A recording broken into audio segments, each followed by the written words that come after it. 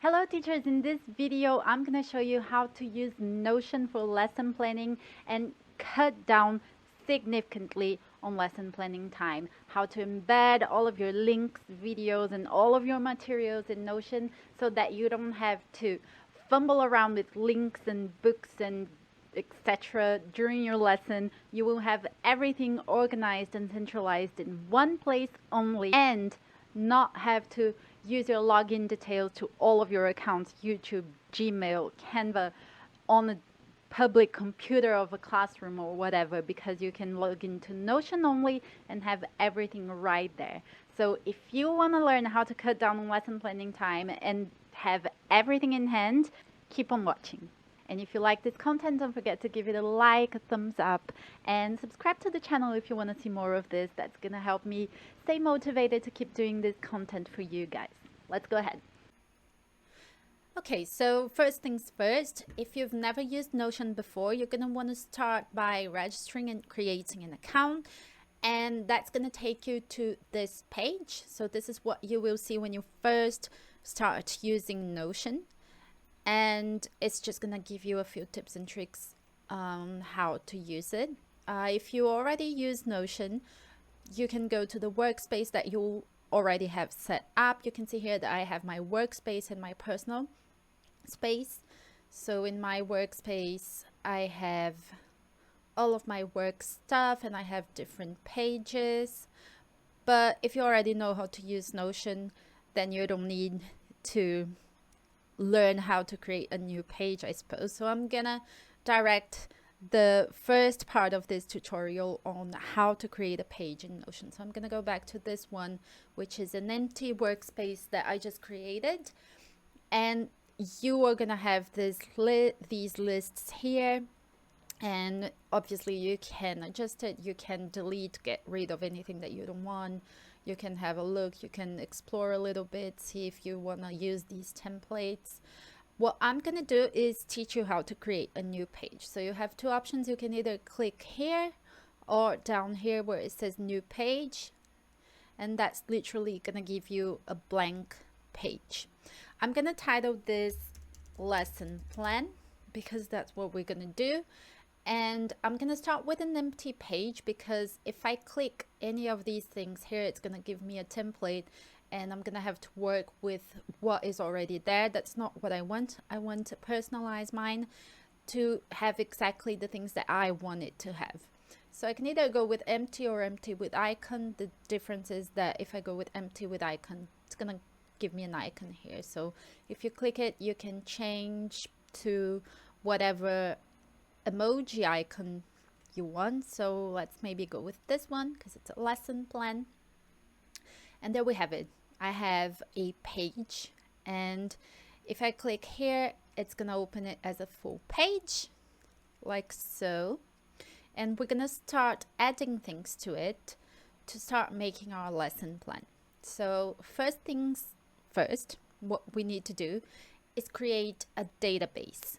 And I'm going to do that in the format of a table. And there's a few ways that you can do that in Notion. You can do boards, you can do galleries, you can do lists, timelines, calendars. We're going to do a table so we can organize all of our lesson plans in one place. And then from that table, we're going to make other views. So that means other ways that we can visualize that same information, and I'm going to show you why that is really nice when lesson planning and why it makes life easier when you need to pick up a lesson plan that you've already made. So Notion works with blocks. As you can see here, let's say every paragraph is kind of a block where you can add something, and to add you can click the plus sign or you can click the dots here, and it's going to give you these options. If you go to turn into, it's going to give you all of the options that you can do. And if you are a fan of keyboard shortcuts, you can hit / on your keyboard, and it's also going to give you the options, and you can either scroll down and click, or you can just type what you're looking for. So what we're looking for right now is for a table. So if I type table, it's going to give me a few options. And if I use the basic block table, it gives me this, which is pretty much what an Excel worksheet looks like. And then you can give it a heading. So like you can do a header column or a header row and start adding whatever it is that you want to add here. It's pretty basic, it's pretty simple. If you just want something very simple just to organize stuff, you can use this, but I'm gonna teach you how to use a database table because that's where the magic happens. So I'm gonna delete this one, go back to my blank page. I'm gonna hit /, type table, and I'm gonna select database table view, this one right here. And this is what I'm gonna see. And because this is a blank workspace, Notion has already made a few databases on its own. So it has a few recipes that comes as a standard journal, etc. And you could select either of these databases here, but we are going to create a database from scratch for a lesson plan. And I promise you, it all sounds very techy and very confusing right now, but it's not. It's very simple. Just follow the step by step and you're gonna get there. So I'm gonna click new database here, and this is what I'm gonna get. Okay, it's gonna give me an empty table. So I'm gonna title it, and I'm gonna title it week commencing 1st of August, because that's what I'm gonna plan today. That's the week I'm gonna plan. And I like to do my planning by week, so I do different tables in the same page. Sometimes I do different pages. So I'm gonna have this week, and then in a different section of the page I'm gonna have another week. But you could do just one big lesson plan for the month if that's how you work. And by default, every table is going to come with a name column that you cannot delete.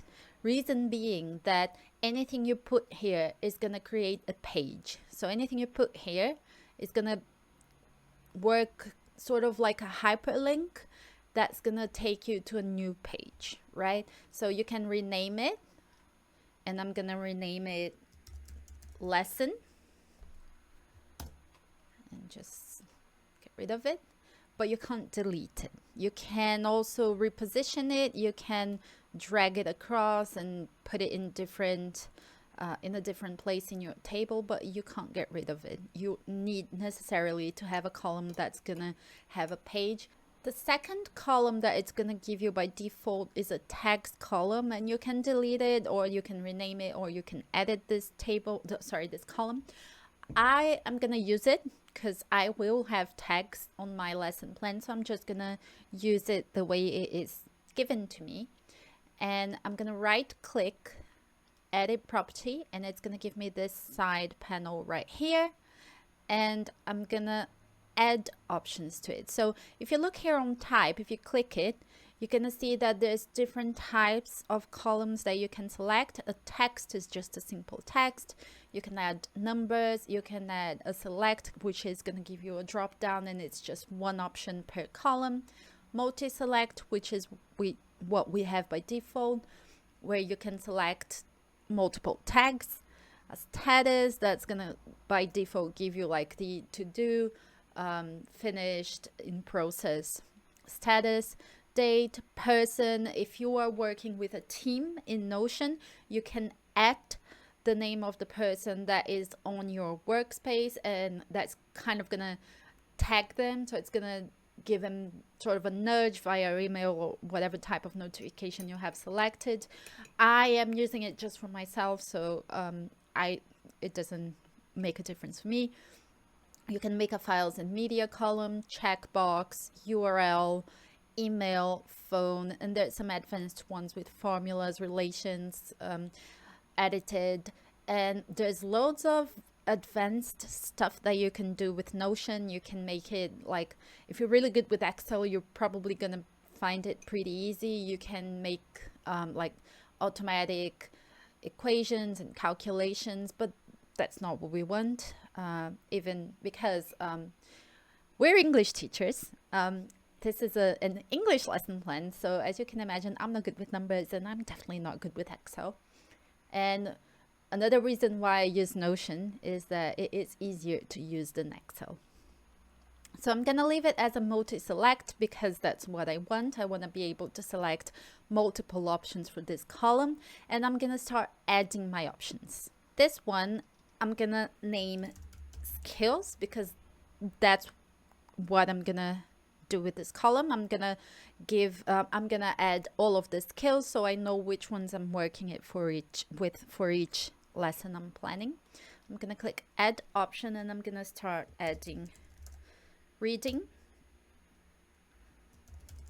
listening, writing, speaking, grammar, and vocabulary builder. So, oops, that's a vocabulary builder, not a vocabulary. Cool. I'm just gonna drag it a little bit. So if you click here now, if you click here, you're gonna see your options and you can select several of them at once and it's gonna be showing here. Okay, or you can just deselect them as well. For my next column, I like to add a type of media column and I'm gonna make this a multi-select as well. And the reason that I like to add this column is because if I am ever just in the need for a quick video lesson, I can just filter, click video, and I'm gonna see all of the lesson plans that I already made that have a video lesson, that have some sort of video activity, and it's just gonna make it easier to look for. So I'm gonna add some options. I'm gonna go with text if it's a text-based lesson, song, which I use a lot, video, and games. These are the main types of medias that I usually go for when planning my lessons. I'm gonna close this. I'm gonna add here a new property, and that's gonna be material, and I'm gonna make this a URL column. So that's all I have to do. And that's because I usually use Canva to prepare my lessons, my presentations. So if I made a Canva presentation for my online lessons, for example, and I want to have easy access to that without having to go and look for it, or if I am using this in a classroom computer, which is a public computer, I don't have my Canva logged in, I can just click the link to the template here and it's gonna take me straight there. So that's why I like to have this column. I don't always use it, but it's there if I need it. And lastly, I'm gonna add a date column by clicking type and date. And I like my date to be day, month, year, and my time format to be in 24-hour format. And oops, I'm gonna rename it, forgot to. So that's date. Okay, so that is my blank table for now. This is what it looks like. And I'm gonna start adding my lesson plans to it. For this particular lesson plan, I'm gonna plan lessons by theme, so by point that I'm working, like future or past or present or modals. For this one, I'm gonna start with my future forms lesson plan, and I'm just gonna type here future forms, and that's gonna be the name of my page, and it automatically creates a page, which I'm gonna click open, and it's gonna come up as a side panel here, but I'm gonna make it full screen by clicking these two arrows. And because I am very specific about the looks of my pages, the first thing I'm gonna do is click these three dots here. And here you can work with the layout of your page. So I always like to use a serif font just because I think it looks more professional. Obviously, it doesn't add or take away from your lesson plan, but that's me. And you can play around a little bit with the settings. You can do a small text, you can do a full width page, you can lock the page, meaning it's not going to be able to be edited anymore, add it to favorites. You can duplicate, copy the link, and when you copy the link and paste it on your browser, it's going to show it to you like in a website form. And there's ways that you can also give permission for people to edit the page, and that's when you click share. But let's not get into that in this tutorial. This is not a Notion tutorial specifically, it's a lesson planning tutorial. So I've already serifed my font because for me that is important anyway.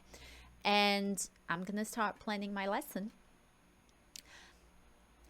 And before I start adding my tags and everything else, I'm just gonna put the lesson plan here, and once I have it all planned, then I'm gonna select the tags that are relevant to that lesson. So I'm gonna do it by stages, like I said, following the CELTA framework. And in order for me to have an organized page and a kind of a visually neat page, I'm gonna use toggles. If you don't know what toggles is, you're gonna see it here, but it's when you can click it and click the title and it opens up like a list or a text, and then if you click it again, it tucks back in. I'm gonna show you what it looks like. So I'm always gonna use my keyboard shortcut, that's the / to add any new blocks to my page, just because it's quicker, it's easier. And I'm gonna type in toggle, and it's gonna give me a toggle list, a basic toggle list, or it's gonna give me these options here.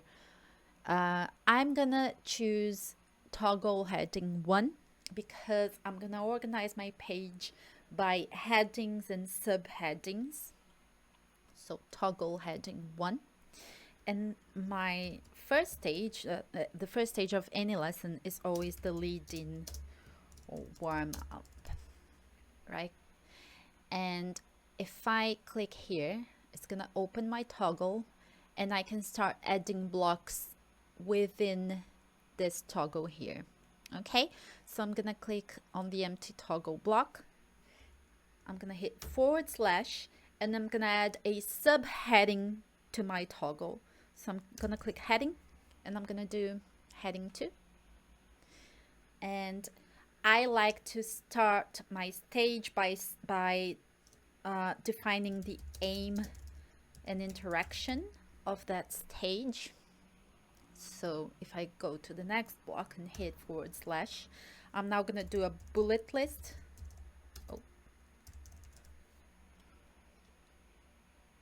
And I'm going to start adding my aim and interaction. I'm going to go to the procedure, and I'm going to hit enter twice just so I come out of that bullet and go back to my structure. And I'm going to add another heading 2, and that's going to be procedure.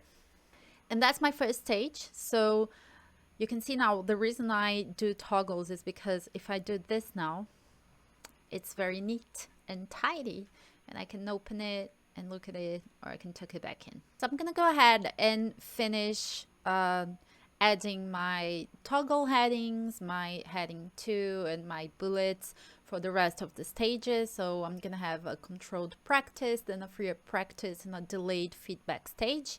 And I'm gonna come back and show you a few tips and tricks that just make it so much cooler, and that actually are the reason why I like to use Notion for lesson planning. I have my plan all done, and I added a few icons here just because. And this is what I have. This is my lesson plan with all of my stages, procedures, etc.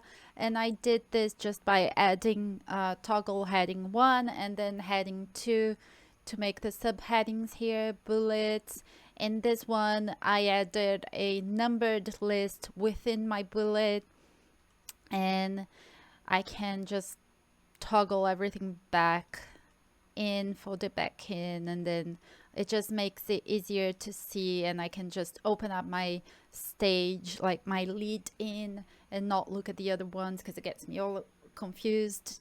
I'm going to show you how I embellish this a little bit. So to add emojis, it's very simple. You can hit the / and type emoji, and then if you click here, you're just going to see all of the emojis.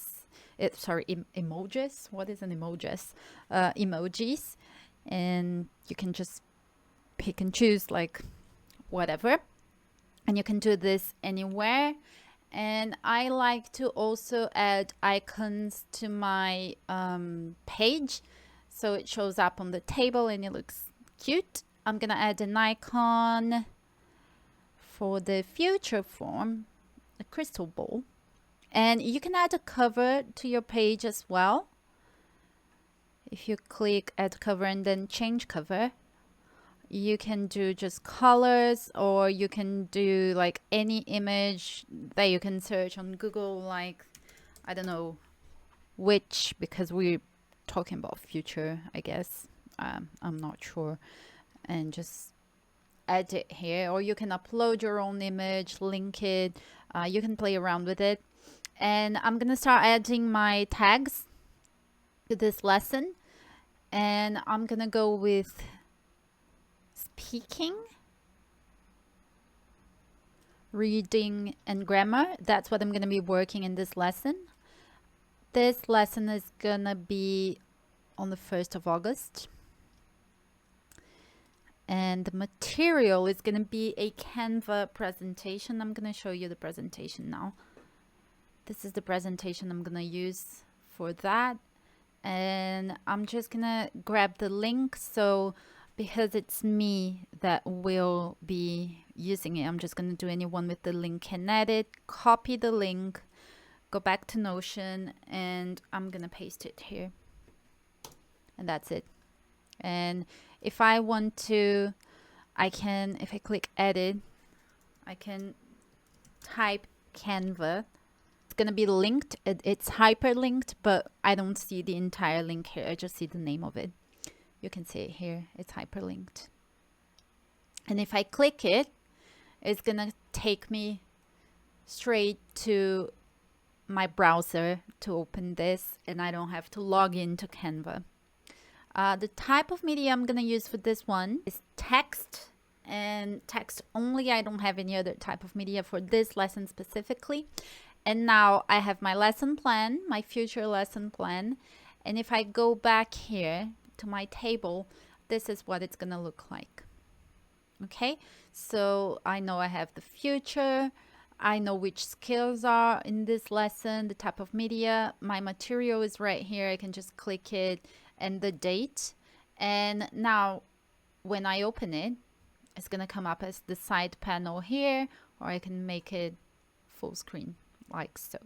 Now I'm gonna add another lesson here. It's gonna be a second conditional lesson, and I'm gonna add a few other lessons so I have a full database to show you how you can do it with different views and just make it all organized. I'm gonna go ahead and add my other lessons here, including my second conditional, and then when it's done, I'm gonna show you how to add media to the page in Notion, how to add games to your page in Notion, so basically how to embed things in Notion, and how you do different views for your database. Right, so this is my plan for my second conditional lesson, and I have my lead in, guided discovery, controlled practice, free practice, and delayed feedback. And in this lesson, they're gonna use their own workbook, and they're gonna watch a video clip, and that video clip is from YouTube. I picked it up from YouTube, but for this specific lesson, I'm gonna be in a classroom at the university, and I have to use the classroom computer. I'm not gonna be using my own laptop. And when I am on that computer, I don't have to log into my Gmail account, my YouTube account, or any of my accounts really for security reasons. So the only account I'm gonna have to log into is gonna be my Notion account, which I personally don't have connected to my Gmail for that reason specifically. I created a login user for Notion, and I'm gonna log into that, and all of my links are gonna be embedded in my Notion page, so I can use it straight from Notion without having to go to YouTube or to the game platform that I use when I do games. It's just gonna be embedded right here. And not only it makes it so that I don't have to enter my login and password on a public computer, but also it's gonna save time on having to click a link and having the page load, and it's just gonna make it easier. So I'm gonna show you how I do that. First thing I need to do is grab my YouTube video. So this is the video that I'm gonna use. I'm gonna copy the link, then I go back to Notion. I'm gonna use this video here in this stage, the controlled practice stage. So I'm just gonna add a new block to this stage, and I'm gonna hit / and type embed. I'm gonna click it. Now the link to that YouTube video, I'm gonna paste it here and click embed or hit enter, and there we have it. The video is right here. You don't have to click the link and go to a YouTube page. You don't have to wait for the page to load and the video to load. It's going to be right here in your Notion page. So you're going to be logged into Notion. I'm going to be logged into Notion in the classroom computer at the university. And I'm going to have access to my YouTube video here without having to even go outside of Notion for that. If I hit play here, it's going to play the video. And I can just control it as I would in YouTube. I can do a full screen. I can control the volume. I can activate or deactivate the subtitles. It's just simple like that. And it's easy and it's practical. And it's one of the things that makes using Notion for lesson planning so good. Now, I decided to add an exercise to my future lesson, and that's going to be an online game. And I'm also going to embed it right here, like I did with the YouTube video, so that I don't have to go to that page, log in, etc. It's just going to be here. The game's going to be here, and I don't need to worry about finding it. I'm going to use word wall for that. So this is my game. I'm going to have them spin the wheel, and they're gonna get a profession, and they're gonna have to write sentences in the future as if they are going to do that profession. So to embed it into my Notion and have this game function in my Notion page, I'm gonna click share, and I'm gonna click this here, which is the embed symbol. And if you're using any other platform, you can just copy and link the copy and paste the link, or if you hit share, it's usually gonna have an embed option, but if it doesn't, the link will work as well. So I'm gonna copy the embed, and it's gonna give me a code. Don't worry, you don't have to understand what it is. I certainly don't, but I'm gonna hit copy. I'm gonna go back to Notion. I'm gonna open it as a full page, and / embed, click it. I'm gonna paste here that complicated code that I just copied, hit enter or click embed, and there I have it again, just like the YouTube video, and I can use it straight from here. I don't have to go into the platform. I can click start, and the game is gonna work right here like it does when I go to the website. So simple and easy like that.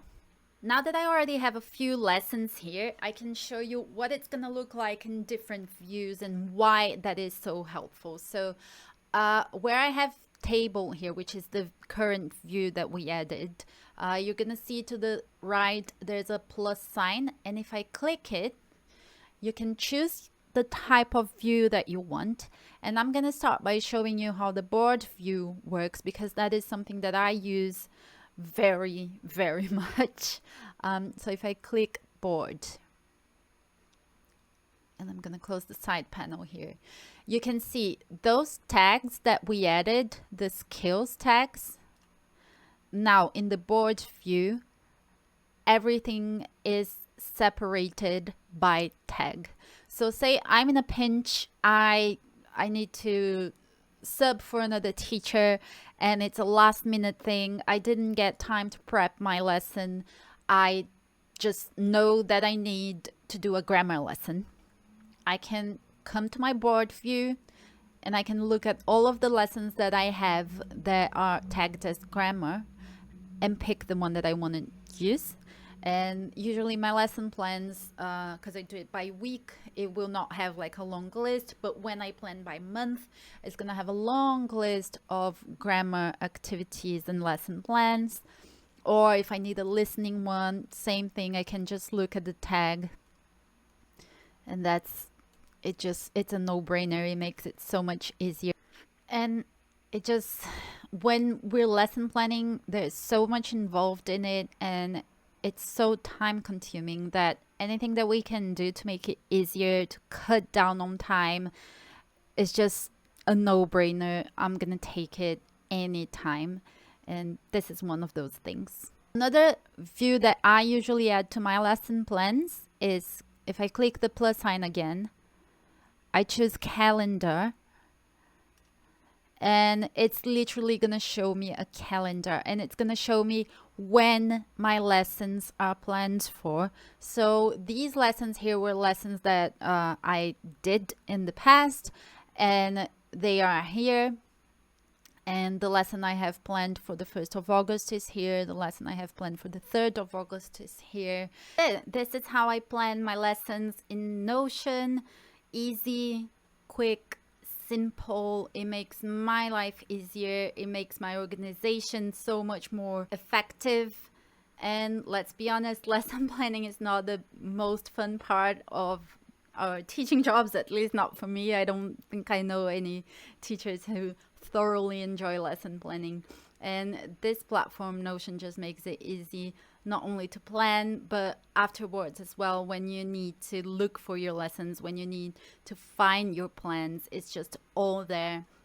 What I like to do as well, sometimes I will have either screenshots or PDFs of the books here in my lesson plan, because if I'm teaching different levels on the same day, sometimes I don't want to carry all of the different books that I need to use, and I can put the PDF or the screenshots of that specific lesson on my page, and I have my iPad with me, and that means I can just use the iPad. I don't have to fumble with all of the books, find the pages. It's just so much simpler than having to go through those huge English language books that, let's be honest,